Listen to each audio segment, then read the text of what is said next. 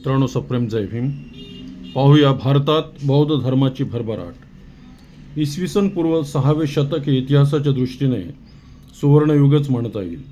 याच शतकात जैन धर्माचे मुख्य प्रवर्तक भगवान महावीर जैन आणि बौद्ध धर्माचे महान प्रवर्तक भगवान बुद्ध यांच्या धर्मोपदेशाने भारतीय जनमानस अधिक प्रभावित झाला होता. इसवी सन पूर्व 4थ्या आणि 5व्या शतकात भारतात चातुर्वर्ण व्यवस्था, ब्राह्मण, क्षत्रिय, वैश्य आणि शूद्र ही पायरीनुमा व्यवस्था, वैदिक व पौराणिक धर्माच्या मान्यता अधिक रूढ झाल्या होत्या. परंतु त्या कठोर आणि निर्मम सामाजिक व्यवस्थेच्या विरोधात जनाक्रोश तयार होऊन एक प्रकारची त्याविरुद्धची अस्वीकृती त्यांच्या मनात जागृत झाली होती.